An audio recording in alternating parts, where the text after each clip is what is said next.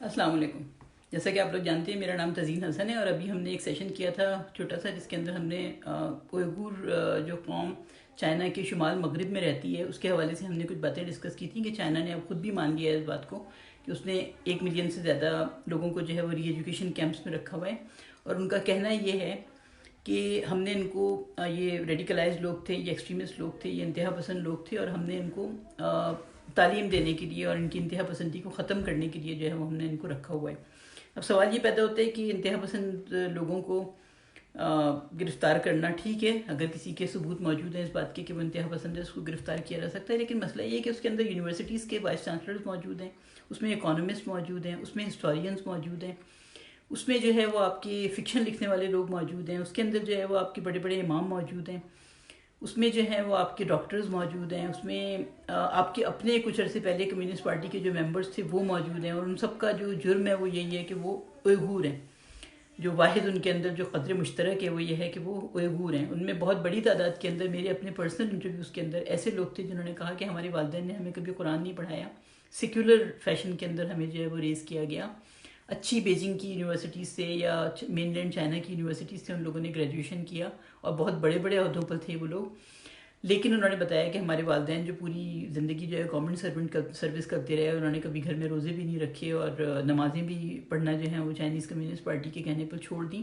ان کو بھی وہ لوگ بھی جو ہے وہ کنسنٹریشن کیمپس کے اندر جو ہیں وہ موجود ہیں اس وقت. نا بڑی تعداد کے اندر لوگ مجھے بتاتے رہے مختلف جگہ سے کہ ہمارے والد کو گرفتار کر لیا یا والدہ کو گرفتار کر لیا.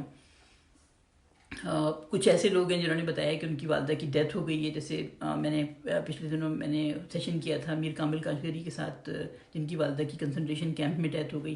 اس کے علاوہ ایک اور صاحب فن لینڈ سے، حل مراد کے نام سے ہیں، وہ بھی ڈاکٹر ہیں. انہوں نے مجھے بتایا کہ ان کی والدہ کو گرفتار کیا گیا 2017 میں، جو کہ جرنلسٹ رہی تھیں. کیونکہ اس میں آپ کے چین کے اندر جو ہے وہ صرف سرکاری میڈیا پایا جاتا ہے، چین کے اندر جو ہے وہ آزاد میڈیا نہیں ہے. وہ سرکاری میڈیا کے اندر جرنلسٹ تھیں، اور ان کو جب گرفتار کیا گیا تو ان کے والد صاحب جو تھے وہ ہارٹ کے پیشنٹ تھے. ان کی ڈیتھ ہو گئی اس کے کچھ عرصے کے بعد، والدہ کو گرفتار کرنے کے کچھ عرصے کے بعد. تو ایسے یہ سب کچھ بھی سامنے آتا رہا اور آتا مسلسل آ رہا ہے.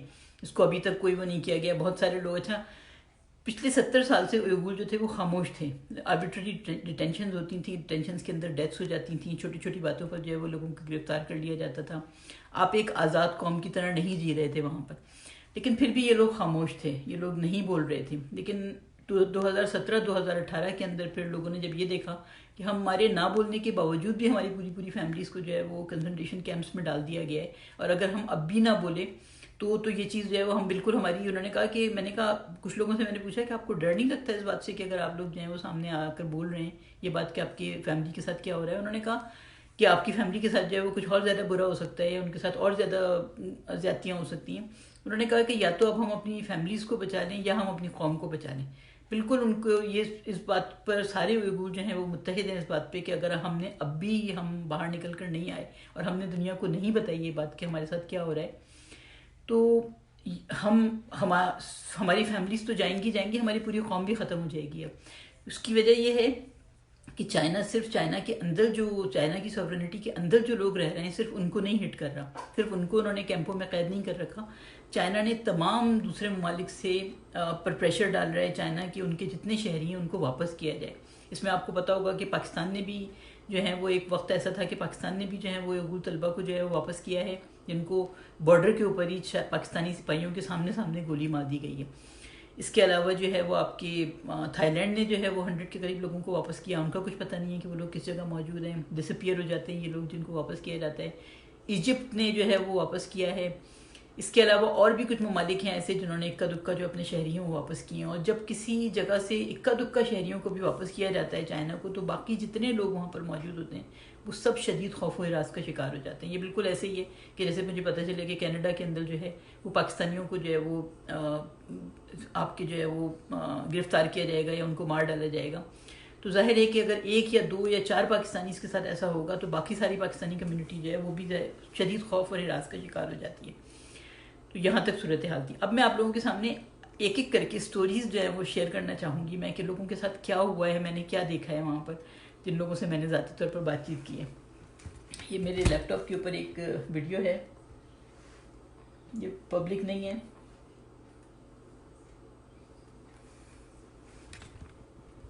آئی ہوپ کہ آپ لوگوں کو جو ہے وہ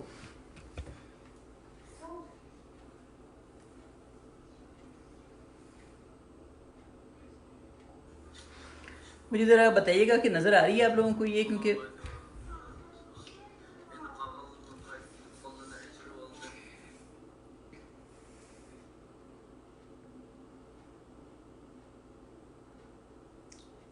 بہت زیادہ بڑی ویڈیو نہیں ہے، یہ چھوٹی سی ہے. میں خود بھی جو ہے وہ محتاط ہوں، کیونکہ بہت سے ایسے لوگ ہیں جنہوں نے مجھے اجازت دے بھی دی ہے اس بات کی، لیکن میں ان کے بھی نام اور ویڈیوز وغیرہ جو ہیں وہ شیئر کرنا نہیں چاہ رہی ہوں. یہ چونکہ بچے ہیں اور ان کو کوئی پہچانتا نہیں ہے، اس لیے میں آپ کو یہ سٹوری دکھا رہی ہوں.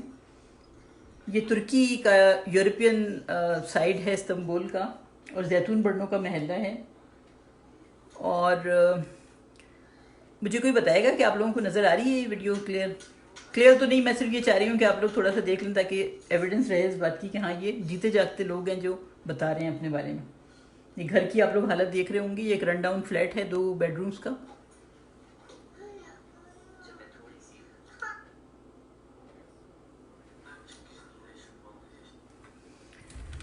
اس فیملی کی کہانی میں آپ لوگوں کو سنانے جا رہی ہوں. اس فیملی کے جو سربراہ ہیں عبد المنان صاحب، اس وقت میری ترکی میں ان سے ملاقات ہوئی. وہ 46 ایئرز ان کی ایج تھی، اور یارپن نامی ایک جگہ ہے. یہ بھی جو ہے وہ سلک روٹ جو انڈیا سے گزر کے جاتا تھا، کشمیر سے گزر کے جاتا تھا.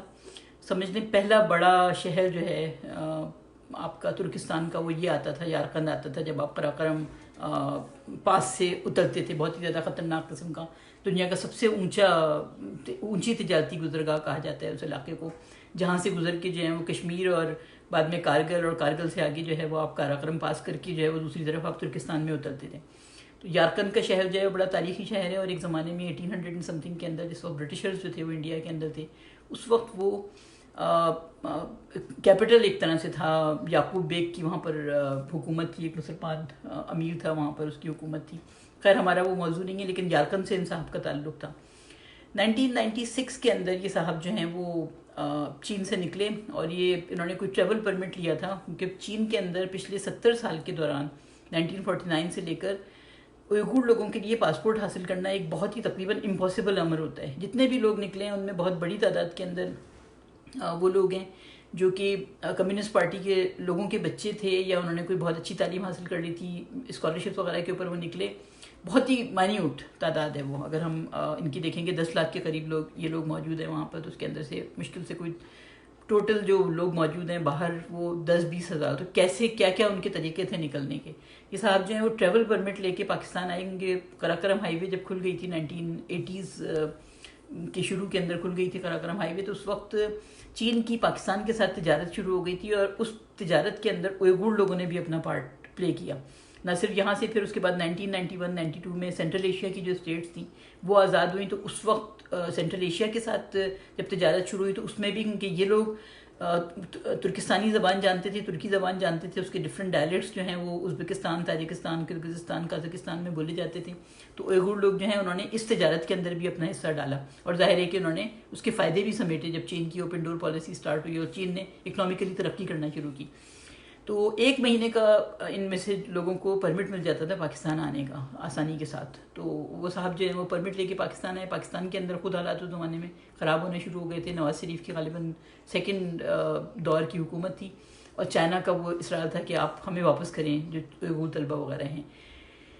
تو وہاں سے نکل کے پھر وہ کسی طرح دبئی اور پھر ایجپٹ پہنچے، اور وہاں سے نکل کے ترکی پہنچے. اور تقریباً 15 سال تک یہ بندہ جو ہے 2010 تک جو ہے کوشش کرتے رہے کہ ان کی وائف کو کسی طرح، مختلف جابس بھی کرتے رہے مختلف جگہ پر، اور یہ کوشش کرتے رہے کہ ان کی وائف کو اور بچوں کو، 2 بچے تھے، بہت ہی چھوٹی عمر کے بچے تھے، اور 2 سال کے 3 سال کے.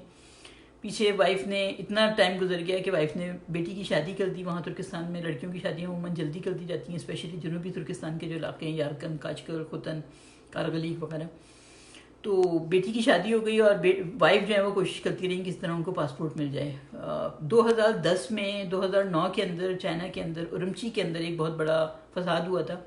اس کے اندر چینی ہان بھی مارے گئے تھے، اور بعد میں چائنیز ملٹری نے کریک ڈاؤن کیا، اور بہت بڑی تعداد کے اندر اویغور لوگوں کو مارا اور ڈسپیئر بھی ہوئے بہت بڑی تعداد کے اندر. اور جو ہے وہ خیر وہ ہم کسی اور اس کے اندر ہم بتائیں گے اس کی تفصیلات. اس کے چشمدید گواہ ہیں بہت سارے میرے انٹرویوز.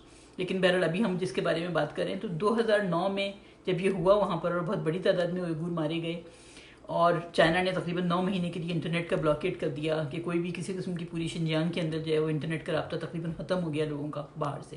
اور اس کی کیا وجہ تھی؟ ظاہر ہے کہ وہی وجہ تھی کہ چائنا نہیں معلوم ہونا چاہ رہا تھا کہ شنجیانگ میں لوگوں کے ساتھ جو کچھ ہو رہا ہے وہ باہر نکلے. پاکستان میں تو خیر ہمیں کچھ بھی پتہ نہیں چلا، لیکن بہرحال الجزیرہ وغیرہ نے اس کو کوریج دی تھی اس وقت. تو ترکی میں اردگان نے اس وقت یہ بیان دیا کہ یہ جینوسائیڈ ہو رہا ہے اور اس کو روکا جائے. ترک نسل کے لوگ ہیں یہ، اور ترکی ہمیشہ سے ان کا پیٹرن رہا ہے کسی حد تک. مختلف زمانوں میں مختلف صورتحال رہی، کبھی اس کو بھی ڈسکس کریں گے ہم اگر آگے آتا ہے موقع تو. تو اردگان نے یہ اعلان کیا کہ 1 جنوری 2010 سے پہلے جتنے لوگ ترکی موجود تھے، اور بہت بڑی تعداد کے اندر یہ لوگ جب نکلتے تھے تو ان کو واحد ترکی ہی میں پناہ ملتی تھی. ان کو سے پہلے جو لوگ ترکی کے اندر موجود تھے ان کی ساری فیملیز کو ہم جو ہے وہ نیشنلٹی دیتے ہیں ترکی کی. بہت ہی زیادہ جینرس اس نے اعلان کیا. یہ اللہ تعالیٰ اس کو جزا دے اس بات کی. اور ظاہر ہے کہ ترکی میں اس وقت جو اکا دکا لوگ موجود تھے جو پہنچ گئے تھے، اس سے آپ کے مختلف ذرائع سے پہنچے تھے، وہ بہت ہی جلدی شدید خوش ہو گئے. اور ان صاحب کو بھی جو کہ 1996 میں اپنے گھر سے نکلے تھے اور اپنی فیملی سے ان کا کسی قسم کا کوئی تعلق نہیں تھا. بہت بڑے عرصے کے دوران تو اسکائپ وغیرہ بھی موجود نہیں ہوتا تھا. بعد میں اسکائپ وغیرہ کے اوپر جو ہے وہ رابطے ہونے شروع ہوئے. اور ان کی وائف مسلسل کوشش کرتی رہی اس بات کی کہ پاسپورٹ حاصل کریں اپنے اور اپنے بچوں کے لیے، لیکن ان کو نہیں ملا. 2013 کے اندر جو ہے وہ ترکی میں ان کے بچوں کو اور وائف کو جو ہے وہ ٹرکش ریزیڈنسی مل گئی، جس کے مطابق اب وہ ترکی شہری تھے. ان کے بچے 2 بچے اور وائف. تو بیٹی کی تو شادی ہو گئی تھی تو وہ اپنے بچوں کے بغیر اور اپنے ہسبینڈ کے بغیر نہیں نکل سکتی تھیں. اور دوبارہ انہوں نے بہت کوششیں کی لیکن پاسپورٹ نہیں ملا. اس زمانے میں ایک اور سلسلہ چلا تھا کہ لوگ اللیگلی جو ہے وہ ہزاروں کلومیٹر دور، چائنا کا اپنا رقبہ بہت بڑا ہے آپ لوگوں کو پتہ ہوگا، تقریباً بیجنگ جو ہے یہاں سے 4000 کلومیٹر دور ہے اس کے کچھ شہروں سے ترکستان کے، اور کچھ اور بھی زیادہ. اور جو بارڈرز ہیں برما کے، ویتنام کے، اور جو ساؤتھ ایسٹ ایشیا کے جو کنٹریز ہیں، ویتنام، لاؤس، برما، یہ بارڈرز جو ہیں وہ تقریباً 4-4، 5-5، 6-6 ہزار کلومیٹر دور ہیں ان شہروں سے جو ترکستان کے شہر ہیں. لیکن کچھ ایسے لوگ تھے جنہوں نے ان کو آفر کی. اس زمانے میں کچھ ایسے ایجنٹس آ گئے تھے جو ان لوگوں کا کہنا ہے کہ اس کے اندر بہت بڑی تعداد تھی چائنیز اپنے جو اہلکار تھے ان کی، کہ وہ اللیگلی ان کو کراس کروانے لگے بارڈر. تو فائنلی انہوں نے پھر یہ ڈیسائیڈ کیا کہ بیٹا اور وائف جو ہے وہ بارڈر کراس کر لیں.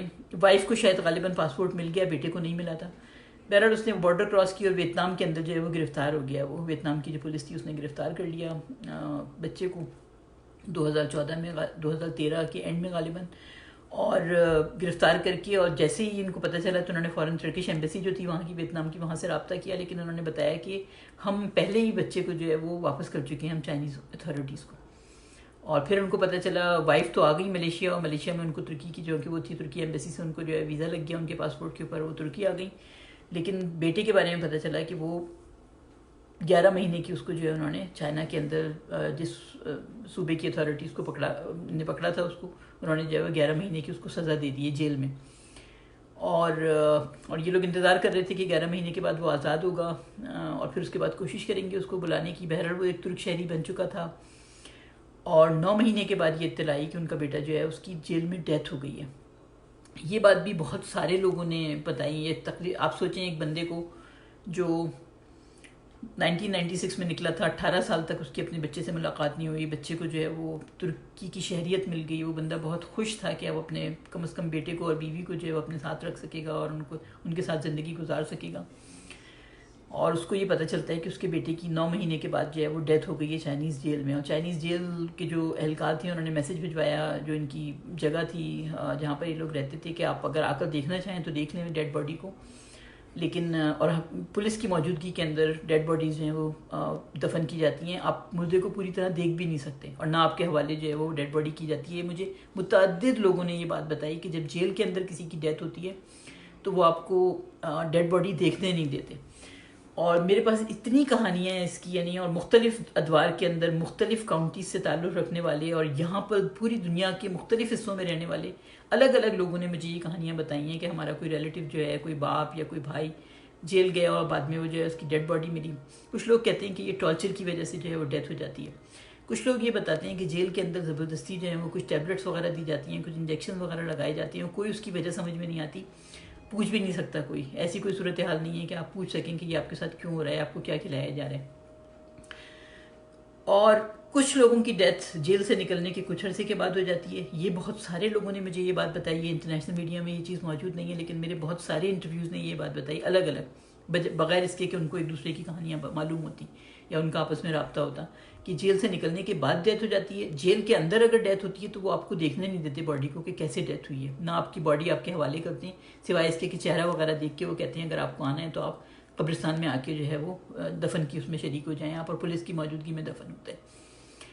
ان کے پاس چانس نہیں تھا کہ یہ واپس جاتے اور اپنے بچے کو دفناتے. یہ ترکی کے اندر موجود تھے، استنبول میں موجود تھے، ان کی وائف وہاں پہنچ چکی تھی، ان کے کچھ ریلیٹیوز وہاں پر گئے اور ان ریلیٹیوز کو بھی دھمکی دی گئی کہ اگر کسی کو بتانے کی کوشش کی گئی تو جو اس کا اشر ہوا ہے وہی آپ کا بھی اشر ہوگا، ان کے بیان کے مطابق. تو یہ ان کے ساتھ ہوا 2014 میں کہ ان کو خبر ملی کہ ان کا 18 یا 19 سال کا بیٹا جو ہے وہ جیل کے اندر اس کی ڈیتھ ہو چکی ہے. اس کے بعد یہ ہوا کہ 2015 کے اندر چائنا نے، جیسے میں نے بتایا کہ چائنا نے پاسپورٹ پالیسی کو ریلیکس کیا. اس کی کیا وجوہات تھیں ہم اس پر بھی کوئی پروگرام کریں گے، اور اس کی کیا اوئغور کیا کہتے ہیں اس کے بارے میں، اور چائنا خود کیا کہتا ہے کہ کیوں پاسپورٹ پالیسی ریلیکس کی. چائنا نے تو کوئی خبر نہیں دی ہے، نہ یہ چیز انٹرنیشنل میڈیا کے اندر ڈسکس ہوئی ہے، لیکن میرے پاس اس کے پروفس موجود ہیں کہ چائنیز اپنی سائٹس کے اوپر یہ موجود ہے کہ ہاں انہوں نے پاسپورٹ پالیسی کو ریلیکس کیا تھا. اس سے پہلے پاسپورٹ پالیسی بہت شدید سخت تھی، بلکہ پورے 71 سال کے دوران بہت شدید سخت رہی ہے پالیسی. تو 2015 میں ان کی بیٹی جو ہیں وہ اپنا تیسرا بچہ جو ہے اس کو جنم دینا چاہ رہی تھی. وہاں پر یہ بہت زیادہ ایک صورتحال ہے کہ مسلمان لوگ ہیں وہ، اور ان کے یہاں برتھ ریٹ بہت زیادہ ہے، کلچرل پوائنٹ آف ویو سے وہ لوگ بہت زیادہ بچے پیدا کرتے ہیں، اور پابندی ان کے اوپر لگا دی گئی ہے کہ آپ 2 بچوں سے زیادہ یا 3 بچوں سے زیادہ پیدا نہیں کر سکتے. تو جو لوگ پیدا کرتے ہیں ان کو بہت بڑے ہیوی فائنز ہوتے ہیں. ان کی بیٹی کو دھمکی دی گئی کہ آپ کو جو ہے وہ 70 ہزار یوان جو ہیں وہ بیٹی کو اور ان کے ہسبینڈ کو جو ہے وہ جرمانہ دینا پڑے گا، اور 3 سال کی ان کو قید ہو جائے گی. چونکہ پاسپورٹ مل رہے تھے تو بیٹی اور ان کے ہسبینڈ جو ہیں انہوں نے کہا کہ ٹھیک ہے ہم ترکی چلے جاتے ہیں، والدین کے پاس جا کر جو ہیں وہ بیٹی ان کو وہ کر دیں. تو جب وہ لوگ ترکی آئے، اپنی ایک بچے کو لانے میں کامیاب ہوئے. وہ لوگ ایک بچے کو بھی لانے میں کامیاب نہیں ہوئے، سوری، میاں بیوی آ سکے، اور انہوں نے اپنے جو 2 بچے تھے ان کے انہوں نے اپنے والدین کے پاس چھوڑے. تو بیوی کو چھوڑ کے شوہر جب واپس گیا ہے تو اس کو ایئرپورٹ سے گرفتار کر لیا ہے انہوں نے، اور کچھ پتہ نہیں چلا اس کا کہ اس کے بعد کیا ہوا ہے. اور جب بیٹی نے ایک بیٹی کو جنم دیا، وہاں پر یہ جو تصویر آپ دیکھ رہے ہیں ان میں ایک بچی جو ہے وہ ان کی نواسی ہے، اور ان کی اپنی وائف جو ہیں انہوں نے بھی ایک بیٹی کو جنم دیا تھا وہاں پر، اور 2 بچیاں ہیں، دونوں کی عمر تقریباً 4 سال ہے. نواسی جو ہے غالباً 7-8 مہینے چھوٹی ہے بیٹی سے، لیکن دونوں میں نے جب دیکھا ان کو تو بچیاں جو ہیں وہ آئس کریم کھا رہی تھیں، اور منہ پر ان کی چاکلیٹ آئس کریم لگی ہوئی تھی، اور بہت ہی خوبصورت بچیاں ماشاء اللہ، بہت ایکٹیو اور بہت خوبصورت. اور ان کی جو لوگ ان کو پال رہے تھے، جن میں سے ایک جو ہے وہ نانا نانی ایک کے، اور ایک کے جو ہیں وہ والدین، ان کے ساتھ جو صورتحال تھی. جب بیٹی کو پتہ چلا کہ اس کے شوہر کو گرفتار کر لیا گیا ہے تو وہ ترکی میں نہیں رکی. بیٹی کو جنم دینے کے بعد اس نے بیٹی کو یہیں چھوڑا، اور اس نے کہا میں جاتی ہوں واپس اپنے باقی بچوں کو سنبھالنے کے لیے. اور جب وہ اس کو بھی جو ہے وہ ایئرپورٹ سے جو ہے وہ ڈس اپیئر ہو گئی بیٹی بھی. تو ان کی دونوں بچے جو ہیں وہ ان کے ساتھ نہیں ہیں اب موجود. ایک نواسی ہے ان کے ساتھ، ان کی فیملی جو ہے اس وقت 4 افراد پہ مشتمل ہے. ایک نواسی ہے، ایک بیٹی ہے، دونوں 4 سال کی ہیں، جن کو اندازہ بھی نہیں ہے اس بات کا کہ ان کی فیملی کے ساتھ کیا ہوا ہے، اور ان کی وائف. اور چاروں ماشاءاللہ بہت ہی خوبصورت لوگ، کیونکہ یہ ترکستان جو ہے آپ لوگوں کو شاید معلوم ہو یورپ اور ایشیا کے سنگم پہ واقع ہے یہ علاقہ، اور یہ لینڈ لاکڈ ایریا ہے پورا، اس میں آپ کو سی جو ہے وہ کسی جگہ موجود نہیں ہے. تو یہ ایک کہانی ہے. اس طرح کی بہت ساری کہانیاں کہ لوگ کس کس طرح سے نکل کے کہاں کہاں گئے ہیں، انہوں نے کس طرح اپنی فیملیز کو بلوانے کی کوشش کی ہے. کوئی پاکستان کے راستے نکلنے کی کوشش کی ہے، کسی نے ایجپٹ کے راستے نکلنے کی کوشش کی ہے. اور ایک سوال میرے ذہن میں یہ تھا جب میں نے وہاں پر بڑی تعداد کے اندر زیتون برنوں میں اس وقت وہ لوگ مقیم ہیں جو کہ 2015 میں کسی طرح پہنچے تھے، یا 2013 اور 2014 کے اندر اللیگل روٹ سے پہنچے تھے، کہ انہوں نے ہیومنس اپنے گھروں کو بیچ دیا، انہوں نے اپنی دکانوں کو، اپنے بزنس وغیرہ ختم کر دیے. ہیومن اسمگلرز جو تھے ان کو ہزاروں یوان دیے، جو کہ ڈالرز میں بھی اچھی خاصی بڑی رقم بنتی ہے. اور وہاں پر جو ہے وہ کوئی پہنچنے میں کامیاب ہوا، کوئی پہنچنے میں کامیاب نہیں ہوا. بہت بڑی تعداد کے اندر اس وقت لوگ جو ہیں وہ تھائی لینڈ کی جیلوں میں ہیں، ویتنام کی جیلوں میں ہیں، لاؤس کی جیلوں میں ہیں، برما میں ہیں. بہت سے لوگ ایسے جو کہ بارڈر کراس کرنے سے پہلے پکڑے جاتے تھے، وہ چائنا کے اندر جو ہیں وہ جیلوں کے اندر موجود ہیں، یا ان کو مار دیا گیا ہے، کیونکہ یہ بہت بڑا جرم ہے اللیگلی آپ کا کراس کرنا. یعنی آپ سوچیں ذرا کہ کوئی بندہ اپنا گھر کیوں چھوڑنا چاہے گا، کیوں وہ ہیومن اسمگلرز کو ہزاروں ڈالرز دے گا کہ ہمیں کسی طرح نکالو یہاں سے، کیوں اپنے فیملی سے جو ہے وہ سیپریٹ ہو کر اس بات کی کوشش کرے گا کہ وہ پاکستان چلا جائے، پاکستان سے ترکی چلا جائے، ترکی میں جا کر کوشش کرتا رہے. ان صاحب سے جب میں نے پوچھی یہ بات، مطلب میں بہت زیادہ مجھے موو ہوئی میں یہ سن کے جو ان کے بیٹے کے ساتھ ہوا کہ 18 سال تک ان کی ملاقات نہیں ہو سکی، اور پھر جب وہ انتہائی خوش تھے کہ وہ یہاں پہنچ جائے گا اور یہاں پر اس کو ترکی کی شہریت مل جائے گی، تو ان سے جب میں نے پوچھا، میں نے کہا آپ کیوں نکلے ترکستان سے، کیا پرابلم تھی وہاں پر آپ کو؟ انہوں نے کہا کہ میں صرف ایک باعزت زندگی چاہتا تھا اپنی فیملی کے لیے، جہاں پر دین کے مطابق میں اپنی آئندہ نسلوں کو جو ہے وہ اپنی پرورش کر سکیں دین کے مطابق، یہ خواہش تھی. اور یہ صرف انہوں نے نہیں کہا، میں آپ کو بتاؤں، میں بہت زیادہ کبھی کبھی تنقید بھی کرتی ہوں اسلامسٹ لوگوں کے اوپر بھی، اور لوگ مائنڈ کرتے ہیں اس چیز کو، جو میری ایماندارانہ رائے ہوتی ہے جس چیز کے بارے میں، چاہے وہ میں خود اپنا اسلام پسندی ہوں اور وہ ہوں، لیکن جو میں آپ کو بتاؤں کہ دنیا کے بہترین مسلمان، واقعتاً مسلمان اگر کسی جگہ پر میں نے دیکھے، یعنی میں جو جذباتی ہوئی ہوں، میں اکثر یہ سوچتی ہوں کہ پاکستان کے اندر جو حفظ کروایا جاتا ہے، تو میں اس پر تنقید کرتی نہیں ہوں کہ مار پیٹ کر کے جو بچوں کے ساتھ کیا جاتا ہے، تشدد کیا جاتا ہے، بچوں کو زبردستی کروایا جاتا ہے، کہ وہاں پر میں نے بڑی تعداد میں یہ دیکھا کہ لوگوں نے مجھے بتایا کہ وہاں پر قرآن پڑھنے کی اجازت نہیں ہے. جنوبی شنجیانگ کے اس پر پورے مدرسے گرفتار ہو جاتے ہیں، ان میں بچے تک جو ہیں ان کو جیلوں میں ڈال دیا جاتا ہے. ایک عجیب سی بات مجھے لوگوں نے بتائی وہاں پر، جو آپ لوگوں کو بہت عجیب لگے گی سن کر، میں بھی شروع میں سمجھ ہی نہیں پائی کہ یہ کیسی بات کر رہے ہیں. انہوں نے کہا کہ چونکہ گھروں پہ چھاپے پڑتے ہیں اور ذرا سا بھی شک ہو جائے کہ یہاں پر زیادہ بچے جمع ہو رہے ہیں اور یہاں پر قرآن کی تعلیم دی جاتی ہے، تو میرے جو ٹرانسلیٹر تھے عبدالاحد عبدالمالک بھائی، ان کا تعلق بھی ختن سے تھا اور وہ پاکستان کے اندر بھی رہے تھے 5 سال، تو ان کو اردو آتی تھی بہت اچھی. انہوں نے بتایا کہ میری بہن کے گھر کو بلڈوز کیا گیا ہے، اس جرم میں بلڈوز کیا گیا ہے، اس جرم میں کہ انہوں نے اپنا گھر جو ہے وہ قرآن پڑھانے کے لیے دیا ہوا تھا ختن کے اندر. 5 اس کے علاوہ آپ کی قرآن پڑھانے کے لیے اگر گھر کوئی دیتا ہے تو اتنا بڑا جرم ہے کہ اس کے گھر کو جو ہے وہ بلڈوز کر دیا جاتا ہے. اس کے علاوہ لوگوں نے بتایا کہ اس چیز سے بچنے کے لیے لوگوں نے یہ کرنا شروع کیا کہ ایک وین جو تھی وہ کرایہ پر لی جاتی تھی، اور اس وین کے اندر بچوں کو بٹھا کر، اور اس وین کے اندر یہ حافظ موجود ہوتا تھا اور وہ وین کے اندر ہی پڑھاتا تھا تاکہ باہر بات نہ نکلے اور چھاپا نہیں پڑ سکے کسی بھی طرح کا. تو یہ متعدد لوگوں نے مجھے یہ بات بتائی کہ اس طرح بھی لوگ پڑھتے ہیں. پھر جب یہ پاسپورٹ ریلیکس کیے 2015 کے اندر، تو بہت بڑی تعداد کے اندر ان میں سے لوگ پہنچے ایجپٹ، اور ایجپٹ کے اندر وہاں پر ان لوگوں نے، ان کے یہ 2 کنٹریز ایسے تھے جو کہ آسانی کے ساتھ ویزا دیتے تھے. چائنا تو 15 دن کے لیے غالباً، ترکی جو ہے چائنیز سٹیزنس کو ترکی کے ویزا کی ضرورت نہیں ہوتی، آن انٹری مل جاتا ہے. تو وہ واحد جگہ تھی جہاں پر یہ لوگ جا سکتے تھے. دوسرے نمبر پر آپ کے ایجپٹ تھا جس کا ویزا آسانی سے مل جاتا تھا. تو بہت بڑی تعداد میں لوگ ایجپٹ بھی پہنچے، کچھ لوگ UAE بھی پہنچے، اور یہ 2015 کی بات کر رہی ہوں میں. اور اس دوران لوگوں نے مجھے بتایا کہ جو لوگ وہاں ایجپٹ میں تھے تو ان لوگوں نے وہاں پر گھر خریدے یا گھر کرائے پر لیے، اور وہاں پر یہ لوگ چائنا سے ہی حافظ اور قرآن پڑھانے والے لے کے گئے تھے، جہاں پر قرآن کی تعلیم جو ہے وہاں پر حاصل کرنا شروع کی. ان کے لیے قرآن کی تعلیم اتنی امپورٹنٹ چیز تھی کہ یہ لوگ جو ہے وہ اپنے جگہ سے نکل کر اتنا رسک لے کے، اتنا پیسہ خرچ کر کے دوسرے ملکوں میں جا کر رہے اس وجہ سے کہ ان کو پڑھایا جا سکے.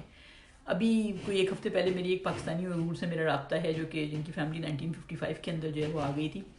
انہوں نے مجھے یہ بات بتائی کہ ابھی کچھ عرصے پہلے وہاں سے ایک بندہ آیا اپنی فیملی کو لے کر، اور اس نے راولپنڈی میں ایک گھر کرائے پر لیا، اور اس نے کہا کہ مجھے کوئی حافظ چاہیے یا قاری چاہیے جو میرے بچے کو حفظ کروا سکے. تو میں نے کہا اگر حفظ کروانا ہے تو زیادہ بہتر یہ ہے کہ آپ مدرسے میں داخل کر دیں. اس نے کہا نہیں، مدرسے میں داخل نہیں کر سکتے. اس کی وجہ یہ ہے کہ کریک ڈاؤن ہوتے رہتے ہیں اور پکڑ کے آپ کو چائنا کے حوالے کر دیتے ہیں، تو مدرسے کے اندر زیادہ چانسز ہیں بات کے کہ بات پھیلنے کا اندیشہ زیادہ ہوگا کہ دوسرے اسٹوڈنٹس ہوتے ہیں ان کو اندازہ ہو جائے گا کہ یہ بچہ جو ہے یہ اردو نہیں بول سکتا، کسی اور جگہ سے آیا ہے، تو یہ بات پھیل کے کسی طرح جو ہے وہ ارباب اقتدار تک پہنچ جائے اور وہاں سے جو ہے وہ آگے ہمیں چائنا کے حوالے کر دیا جائے. انہی صاحب نے پھر مجھے بتایا کہ کچھ ہی عرصے کے بعد وہ صاحب جو ہیں وہ بھاگے بہت بری طرح سے وہاں سے. انہوں نے کہا کہ انہوں نے مجھے تک، حالانکہ میں نے ان کی خاصی ہیلپ کی تھی، لیکن اس کے باوجود بھی انہوں نے مجھے بتایا نہیں کہ ان کے ساتھ کیا ہوا ہے، ایسا کیوں جا رہے ہیں اور کہاں جا رہے ہیں. انہوں نے کہا کہ کرایہ تک انہوں نے نہیں دیا. مجھ سے کہا کہ یہ جو گھر کا سامان ہے یہ سیل کر کے، اور اب پاکستان میں راولپنڈی کی بات کر رہی ہوں میں، یہ کہ راولپنڈی کے اندر ایک ایغور فیملی آئی آج سے کچھ عرصے پہلے، جو کہ اپنے بچے کو حفظ کروانا چاہتے تھے. وہ لوگ وہاں رہے کہ کوئی امام وغیرہ انہوں نے رکھا، اور پھر اچانک وہ لوگ وہاں سے بھاگے. اسی طرح سے مجھے جو پاکستان کی ایغور کمیونٹی جو میرے ساتھ، جن لوگوں سے میں رابطے میں ہوں، زیادہ تر لوگ جو ہیں وہ راولپنڈی کے اندر سکونت پذیر ہیں. تقریباً 500 کے قریب فیملیز ہیں ٹوٹل یہاں پر، جو کہ 1949 سے لے کر اور آلموسٹ 1980s تک جو ہے وہ یہاں مختلف ذریعوں سے پہنچتی رہی تھیں، اور ان کو پاکستان کی نیشنلٹی بھی مل گئی ہے. کچھ ان میں سے ایسے ہیں جن کے پاس نیشنلٹی نہیں ہے ابھی تک موجود. وہ ان میں سے لوگوں نے بتایا کہ ہمیں گرفتار کر لیا جاتا ہے ہر کچھ عرصے کے بعد، حالانکہ ہم پاکستان کے پیسفل شہری ہیں، اور ہمیں جو ہے وہ ہم سے اسی طرح کی بات چیت ہوتی ہے کہ ہم انتہا پسند تنظیموں وغیرہ کے ساتھ تو ہمارا تعلق نہیں ہے، یا اسی طرح کی کوئی چیز. تو یہ ایک فیملی کی کہانی ہے. میں کوشش کروں گی کہ جتنی فیملیز سے میری بات ہوئی ہے اور جو فارمز آف پرسیکیوشن جو وہ لوگ بھگتتے رہے ہیں وہ میں آپ لوگوں تک پہنچاتی رہوں. اگر کوئی سوال آپ لوگوں کے ذہن میں ہو تو ضرور آپ لوگ پوچھیں. جزاک اللہ. السلام علیکم.